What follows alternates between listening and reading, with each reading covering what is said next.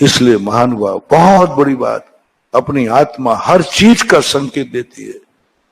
बहुत बड़ी ज्योतिषाचार्य है अपनी आत्मा, अपन उसकी कदर नहीं करते ना। कहते ना कि घर का वो जोगी जोगड़ा आन गांव का सिद्ध। अपनी आत्मा हमें कहती है, अपन अपनी आत्मा को बुद्धू समझते हैं, और आत्मा संकेत देती है। शरीर के स्पंदनों के माध्यम से संकेत देती है। शरीर के कम से कम 32 या 64 स्थान ऐसे हैं जिनसे हमें संकेत मिलता है कि मेरा अच्छा है या बुरा हो रहा है। सबसे बड़ा संकेत है ये दोनों आंखें। आत्मा कर रही है सब, कोई देवता नहीं कर रहा है, कोई देवता नहीं कर रहा है।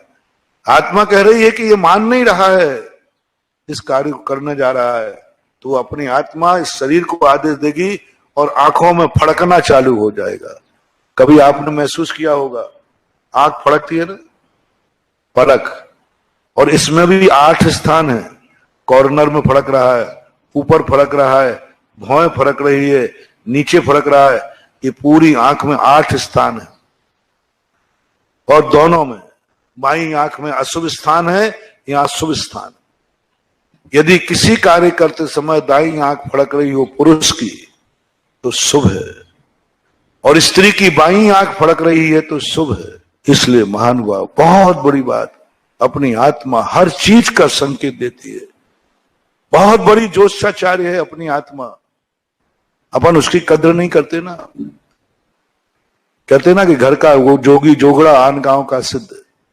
अपनी आत्मा हमें कहती है, अपन अपनी आत्मा को बुद्धू समझते हैं, और आत्मा संकेत देती है।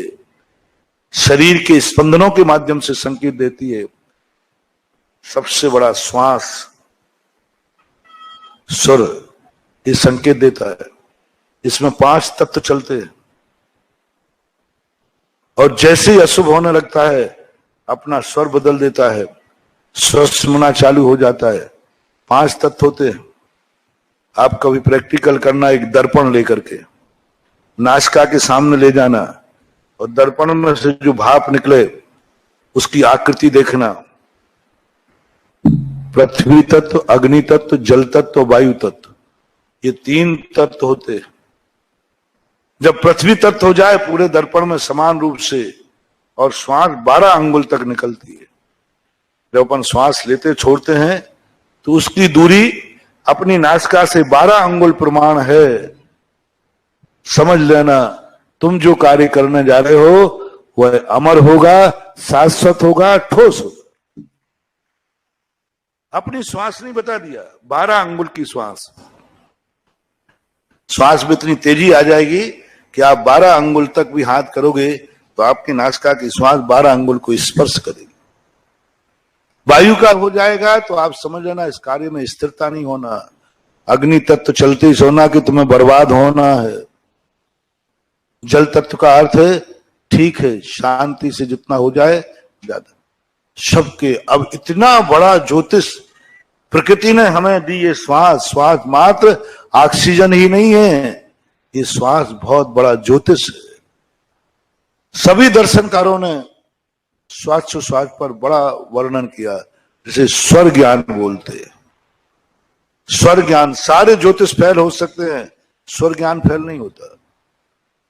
अपने दोनों नासिकाओं से कभी आप देखना, आपके दाएं नक्शे से श्वास चलती है, इसे बोलते पिंगला, सूर्य नाड़ी।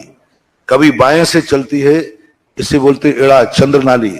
कभी बीच दोनों में से निकलती है, इसको बोलते सुषुम्ना।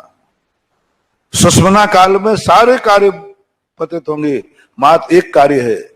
जब तुम ध्यान करने बैठते हो तो जब दोनों नासिकाओं से श्वास निकलती हो उस समय ध्यान करो, उस समय माला फेरो, उस समय जाप दो। ऐसा मन लगेगा कि तुम्हारा मन कभी चंचल हो गई। मात्र ध्यान के लिए। संसार के कार्यों को जब दोनों मन नथनों से श्वास निकलती हो तब संसार का कोई कार्य सफल नहीं होगा, विफल होगा, व्यर्थ में जाएगा। तो ये जो अपनी आत्मा गवाह देती है, संकेत देती है, इसलिए मेरा आपसे कहना यह है कि सबसे पहले तुम कोई कार्य करने के पहले अपनी आत्मा से निर्णय कराओ कि तुम्हारी आत्मा क्या गवाह दे रही है। क्या आवाज दे रही है? यदि तुम्हारी आत्मा बोल रही है कि कार्य मत करो, तो फिर मत करना, उसको वहीं पर छोड़ देना, तुरंत छोड़ देना। यदि इसमें तुम सफल ना हो पाओ, तो बस दूसरा संकेत जो मैं कह रहा था, प्रवचन के प्रारंभ में कहा था, तुम्हारा घर में जो गार्जियन है,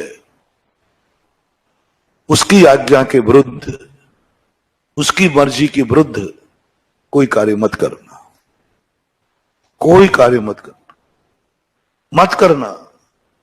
लाखों करोड़ों का भी नुकसान हो रहा हो, यदि किसी बड़े ने तुम्हें टोक दिया है, छोड़ देना। वो तुम्हारा गार्जियन है, छोड़ देना तुरंत।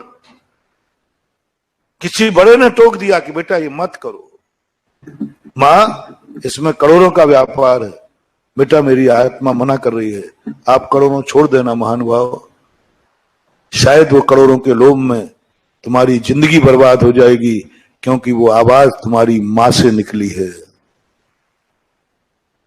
वो आवाज तेरी मां ने दी है। सबसे ज्यादा अपनी जिंदगी का प्रभाव मां के ऊपर पड़ता है। मेरा अच्छा बुरा होने वाला है, संकेत सबसे पहले मां को देगी आत्मा, अपनी आत्मा, कोई देवता नहीं, कोई भगवान नहीं, क्योंकि अपन ने उसकी बात मानी नहीं। तो उसने कहा अब किसको संकेत दूं? तो कहेगी इसकी जन्म देने वाली मां, जो इसके प्रति चिंतनशील है, वो मां को आवाज दिलाएगी, और मां की आवाज को कभी ठुकराना मत। यदि मां ने कह दिया कि आज खेलने नहीं जाना, तो नहीं जाना। मां ने कह दिया बेटा आज नहीं करना ये कार्य, तो नहीं करना। कितना भी मन को मारना पड़े, कितनी भी इच्छाओं को रौंदना पड़े, लेकिन मेरा कहना है मां के विरुद्ध में मत जाना, पिता के विरुद्ध में मत जाना। जो होगा सो देखा जाएगा, होने दो। भीख मांग लेना, कोई फर्क नहीं पड़ता है। और दूसरी बात जो मैं कह रहा था, ये तो हुई बढ़ोतरी की बात। पतन, जो तुम बहुत ऊंचाई पर पहुंच गए हो, बहुत ऊंचाई पर पहुंच गए हो, जो 2-3 दिन पहले कहा था, तुम एक बात ध्यान रख लो, कहीं तुम्हारी जिंदगी में ऐसा कोई कार्य तो नहीं हो रहा है जो माँ बाप को दुखी कर देगा, सुनेंगी तो। मैंने ये कार्य किया है, और यदि मम्मी पापा को पता चल गया तो वे बहुत दुखी होंगे। बस उस कार्य को छोड़ देना, उस कार्य को छोड़ देना बंधुओं, नहीं तो ऐसे बर्बाद होगे कि भगवान भी तुम्हारे ऊपर साक्षात उतर के आ जाएगा, तो तुम्हें बर्बादी से नहीं बचा सकता, क्योंकि तुमने गार्जियन को दुखी किया है, इच्छा के विरुद्ध कार्य किया है, उनको परेशान करके किया है। बस ये अभिशाप बहुत सारे लोग कहते हैं